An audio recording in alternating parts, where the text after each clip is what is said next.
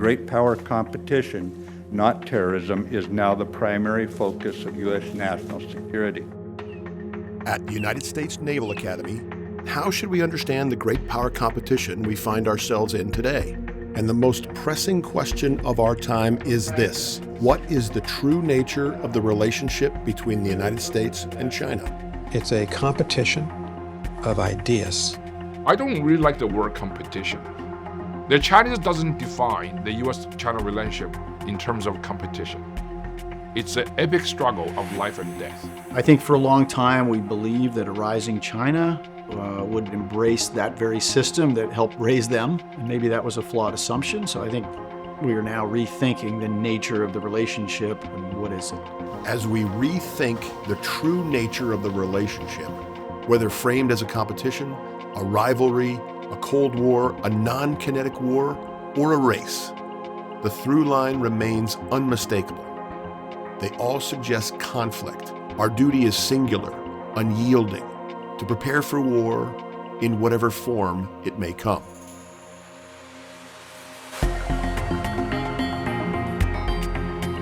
The poster hanging just outside the Stockdale Center in Luce Hall. It bears a message stark and unflinching, as if to remind those who pass beneath it of the gravity of their chosen path. In this episode, we will explore the text. At the top, the words, "We are at war." A statement once meant for a specific time and place, now echoing forward into an era defined by a great power competition with China. But is it true? Are we at this moment in a state of war? It's a provocative question. And the military serves at the needs of the state. It serves the needs of our leadership. And my job is to make sure my students are ready for that. It could very well be that warfare, as we've past understood it, is changing, especially when I reflect on the complexity of the environment that we are preparing our students to be warfighters in, what war is even going to look like. To help answer that question, we turn to Ed Barrett, the Volgenau Director of Strategy and Research at the Stockdale Center. In 1991, we fought the first Gulf War, where we defeated the Middle East's largest army in just over a month. 3 days into the land war, the army that had occupied Kuwait City for 7 months no longer existed as a fighting force. So at that point, it was clear that no state wanted to challenge the United States conventionally. And so as a result, Chinese thinking started to change. And in 1999, a couple of PLA colonels published something called Unrestricted Warfare. The first rule of unrestricted warfare is that there are no rules. And I read that document and I was wondering, what do they mean by unrestricted? And they meant two things: unrestricted by any norms. So there's a just war tradition, there's international law, and they were countenancing activity not restrained by those norms. That's one. Number two, though, was seeing all activity between nations as a way to weaken them and increase your own power, where they basically said, this is going to be our strategy, at least for the short term. We are going to use sublethal, constant, harmful methods to weaken the United States and strengthen the relative power of China.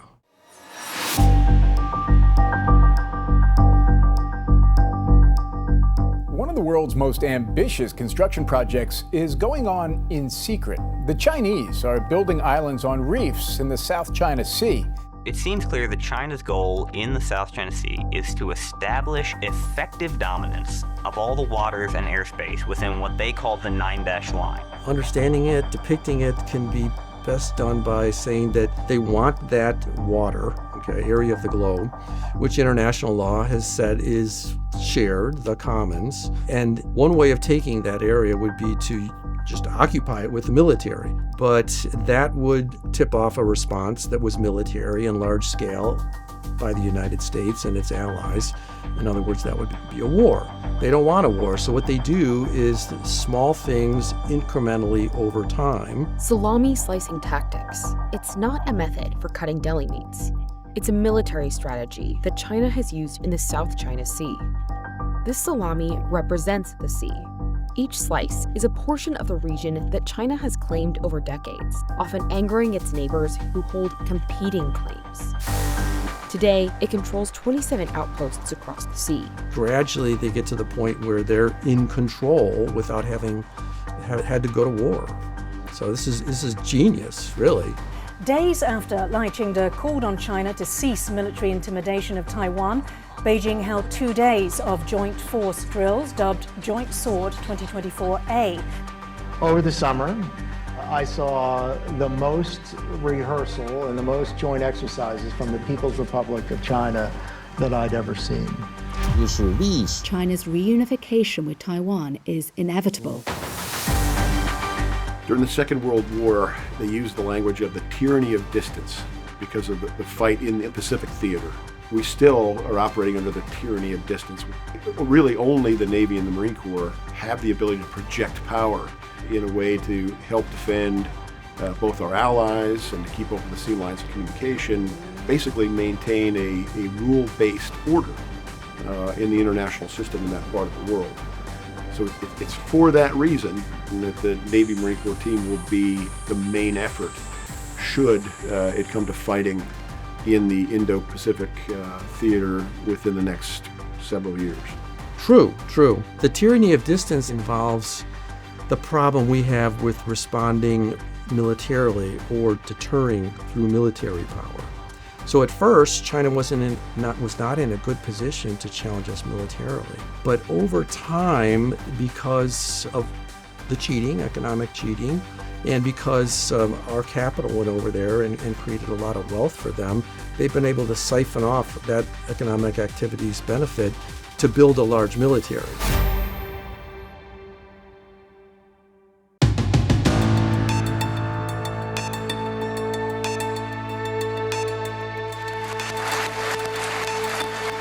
By adding China to the WTO, we strengthen the organization by further integrating China's 1.2 billion people and $1 trillion economy into the world market network.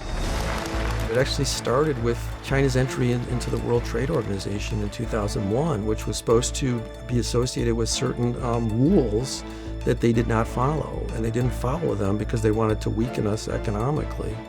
China this month celebrates the 10th anniversary of the Belt and Road Initiative, which ranks as the world's biggest development program ever undertaken by a single country. They've made a claim on what they call the Global South, and they claim leadership of the Global South. And with that, what they mean is developing countries. If we look at the Belt and Road Initiative of China as any barometer, over 150 countries as they claim leadership, in those territories. So they want to create a global dependency on China, economically, technologically, and ultimately politically. So once the world is hooked up on Chinese system, on China, and then they're going to transport their domestic ideological indoctrination, party rules, everything into the global arena. Tensions, tariffs, a trade war, and allegations of stealing trade secrets and technology defined China-U.S. relations in 2018. Donald Trump just announced that he's imposing 10% tariffs on $200 billion worth of Chinese goods. That was just an opening salvo. The trade war took a dangerous turn and is now morphing into what many are calling a currency war. It's all-out economic warfare between the two biggest economies in the world, U.S. and China. It's not war in the traditional sense, but it is conflict. It's beyond competition. I think it's competition is what people do when they're playing by the same rules that they've agreed to, and one happens to win. So think of economic competition. But this is different. This is conflict because the rules that have been agreed to are not being followed. One of the really misguided conceptions about bilateral relationship between U.S. and China is that we, the United States, always tend to think that what we do, what we think, will set the turn of discourse with the other side. That is not the case. Chinese intent is to replace the United States as a global leader.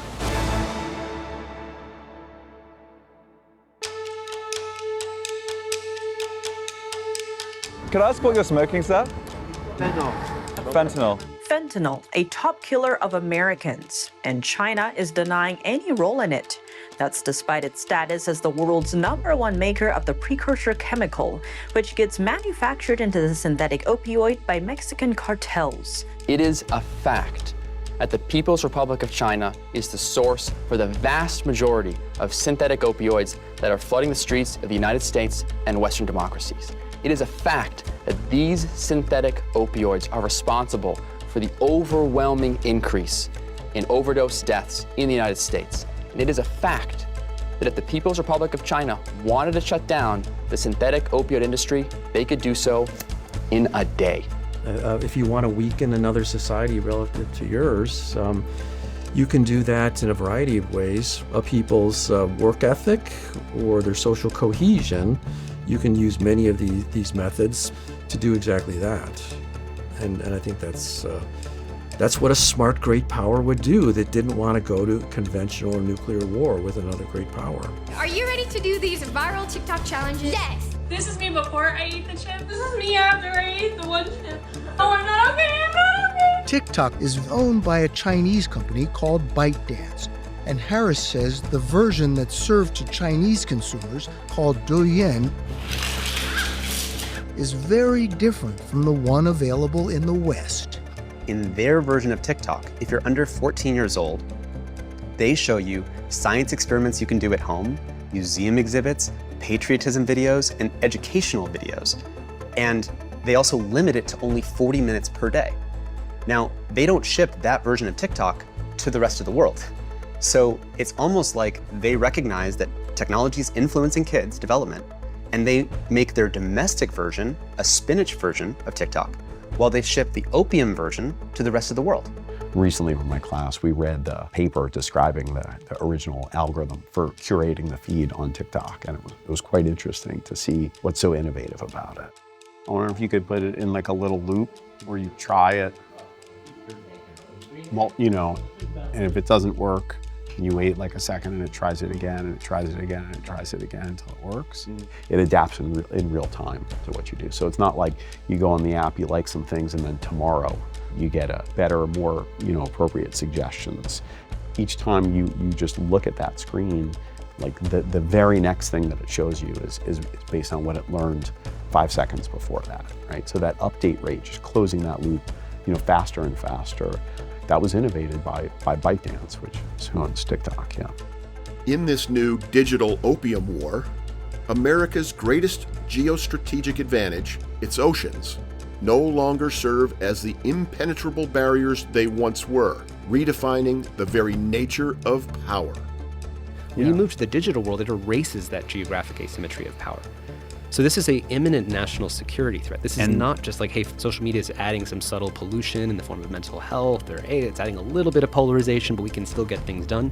It's an imminent national security threat to our continuity of our model of governance.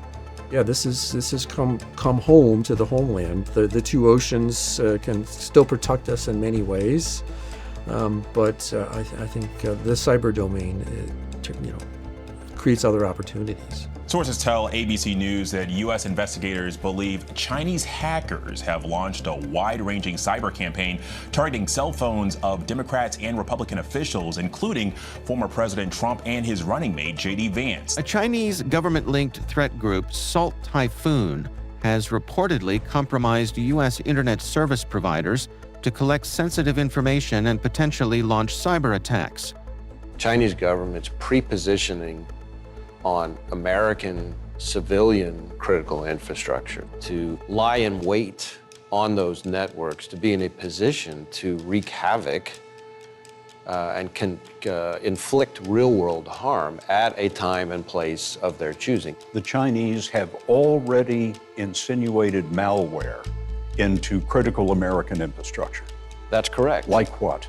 Things like water treatment plants. We're talking about transportation systems. We're talking about targeting of our energy sector, the electric grid, natural gas pipelines. And recently, we've seen targeting of our telecommunications system.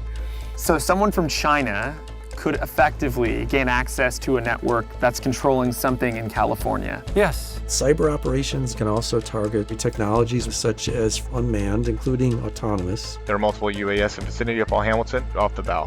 In 2019, naval warships training off the California coast were shadowed for weeks by dozens of drones.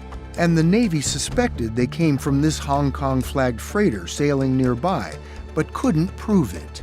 Last month, the head of NORAD and NORTHCOM, the military commands that defend North America, told Congress some of those mysterious drones seen flying inside the United States may indeed have been spying. It certainly could have a foreign nexus. They could be doing anything from surveilling critical infrastructure, just to the point of embarrassing us from the fact that they can do this on a day-to-day basis, and then we're not able to do anything about it. Today, I've got some super exciting news from DJI that's going to change how we fly near airports. DJI has removed their restricted authorization and altitude zones around airports from their geofencing system. Yeah, you heard that right. Now, these areas show up as enhanced warning areas that you can immediately unlock by clicking the warning icon and assuming full responsibility for your flight. A company like DJI, which is the largest producer of drones in the world, but very much a Chinese company, and basically they've weakened their geofencing, they call it, on their drones, so that those drones can now transmit information back to China. A very recent example was using the DJI drones to capture images of nearby military bases. 2 more Chinese nationals arrested for illegally taking photos at a Florida Navy base. A Chinese national living in Brentwood was arrested at San Francisco International Airport, accused of flying a drone over Vandenberg Space Force Base. China is highly weaponized, mobilized, nationalized in their collective effort to deal with the United States. We have to really do something reciprocal. They're on a war footing and we're not. Exactly right. Exactly right, yeah.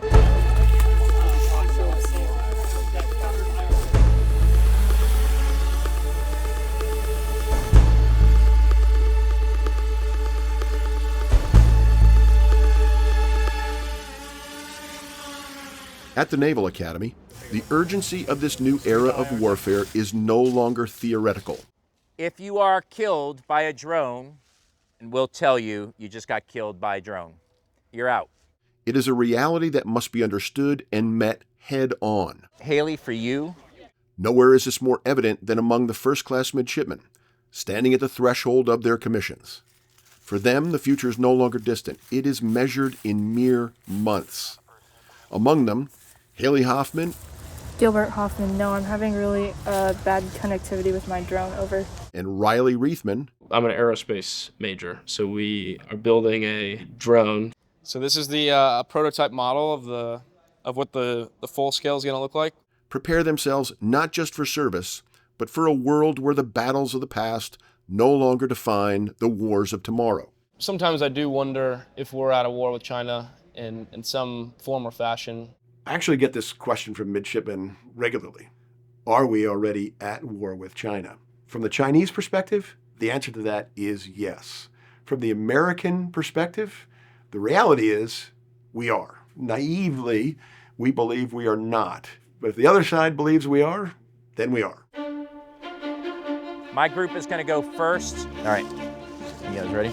Instilling in midshipmen a high-level understanding of this new kind of warfare marks a profound shift in how the Naval Academy prepares its junior officers. Start talking about tactics, about what you're going to do when you hear the drone. No longer just training for the battles of the past. They are now being shaped for a future where conflict is waged in ways their predecessors never imagined. Hoffman, so you're unable to get it airborne, over. No, it's airborne. It's just being finicky, over. Copy, out. Yeah, I think about great power competition quite a bit. And I think that's probably just because of the career I'm going through, because I'm thinking about what type of submarine I want to be on. But because of the nature of what submarines do, I know that no matter what I'm doing, I'm going to be interacting in some way with Russia or China. So no matter where I go in my career, almost immediately I'm going to be dealing with that in some way. And you can see him right here, but you can already see how much he blends in comparatively. Thinking about that has definitely brought that great power competition more to the front of my thinking, especially lately. I mean, there's what, like 4 or 5 months till I graduate, and then I'm gonna go to school, and then I have to pick a sub, and that's that.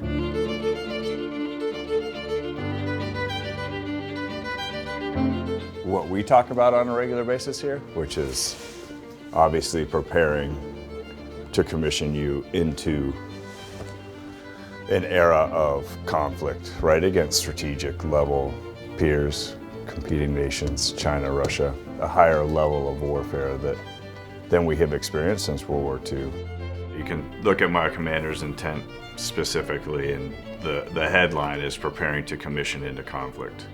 And that's really to help gauge the urgency and the seriousness with which the midshipmen, while they are just doing an undergraduate degree here, but the seriousness with which they need to accept and take responsibility for their growth, for their maturation in preparation to lead sailors and Marines as junior officers in what could be very rapidly tactical scenarios.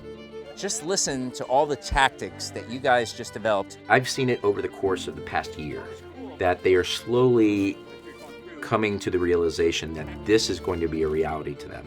And I'd say probably 2 or 3 years ago, most of them felt like, I missed it.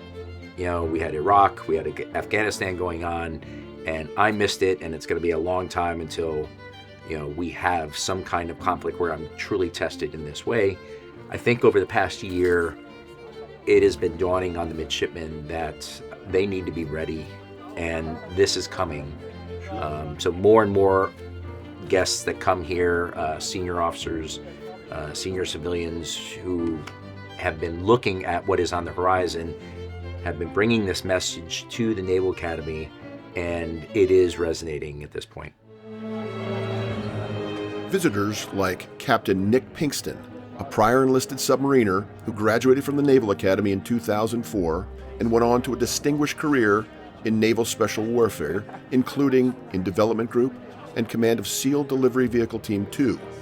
He's now assigned to Navy's Fleet Cyber Command at Fort Meade, Maryland. The challenge will be, how can you be prepared, not just as the midshipmen, but as the faculty, staff, coaches, the leadership across the U.S. Naval Academy, with a really big mission, that is the mission of the U.S. Naval Academy, knowing you are stepping into a possible conflict with a great power that is highly capable, having an even bigger mission.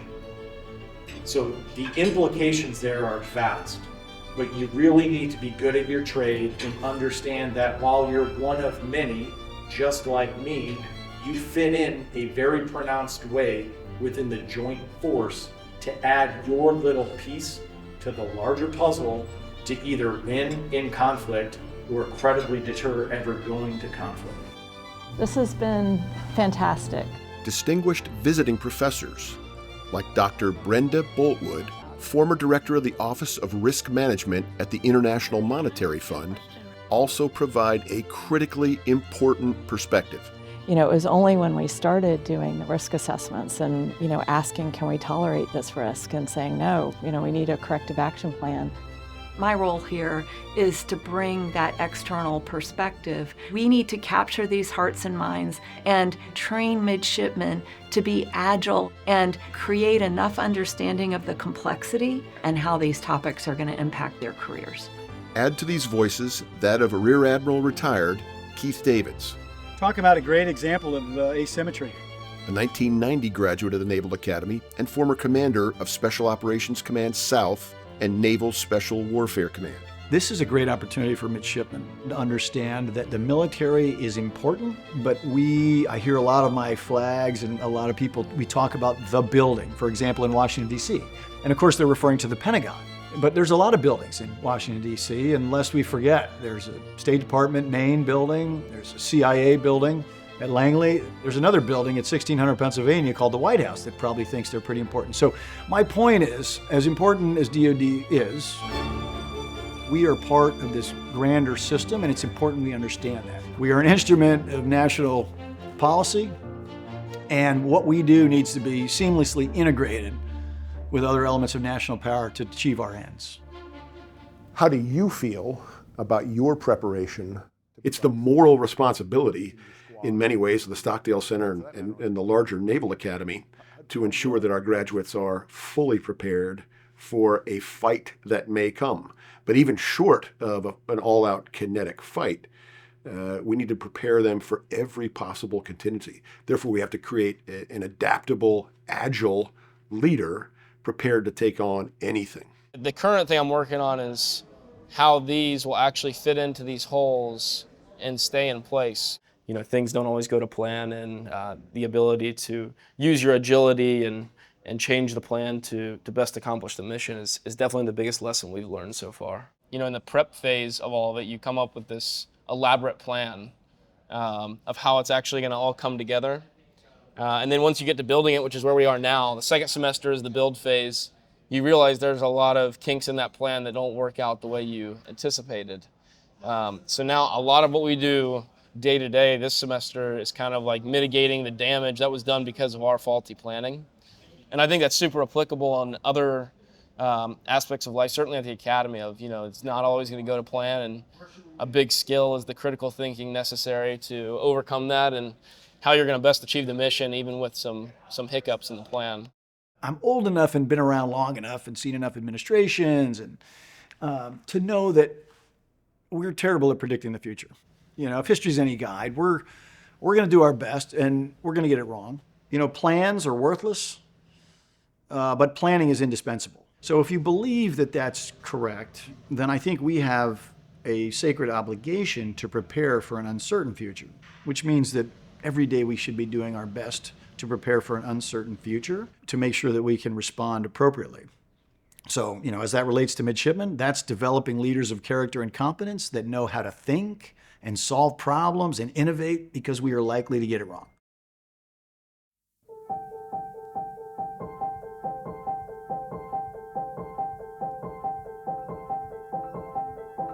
Within the question, are you doing all you can, lies a deeper, more unsettling challenge. Because to truly answer it, one must ask another. Would you prepare differently for a conventional hot war than you are for this new, more elusive form of combat? And if the answer is yes, then the next question becomes even more urgent. Why aren't we? That's a good question. I think certainly from a motivation standpoint, it's sometimes hard to find the motivation necessary, you know? Because in a hot war, it's easy to just pinpoint what's going on, what the mission is, and how we're gonna fix it. But yeah, I think we don't know where this conflict's gonna go. So how do we prepare for something that we don't even really truly understand, or where it's gonna go in the future? Please say it. Why does it matter? The most important thing is to let midshipmen understand the nature of this confrontation. It's inevitable because China is not seeking compromise. They're seeking confrontation. And to let midshipmen know everything they do, every single routine here has a larger purpose. And so they will be aware of the kind of responsibility they'll have. It's a tall order, but an important question to ask. Certainly one I ask myself every day. When I walk by that poster, I think it's definitely a challenge, because I think sometimes here I get sucked in, I just have to pass my classes and I just have to graduate because this is just college, but it's really not just college. I mean, they call it not college. That's one of the slogans. But I think it's a challenge because it's, am I really preparing myself in every way that I can for the career that I'm about to embark on? And some days the answer really is no, because sometimes I'm just not there for it, but then I have to ask myself why? Why not? And what's going wrong? Is it something that I can fix? And that is interesting, because a lot of times it is. Like, a lot of times it's a mindset thing where I'm just not in the right headspace and I need to fix myself. Or it's something's going on in my life and I need to take care of that so I can be fully focused on making myself better every day. But yeah, I think it's a challenge. I think that poster's still a good challenge, but yeah, I think I feel like that. I just don't want to be caught unprepared. One of the philosophies I've taken with me my entire career that I got from my first SEAL Team Master Chief, he said, listen, war doesn't pick who's best qualified. War sort of picks who's on the roster, who's in the lineup on that rotation, that deployment. The point was, and what I've taken with me these decades is, you better operate with a sense of urgency because you may not get the time you think you have to prepare.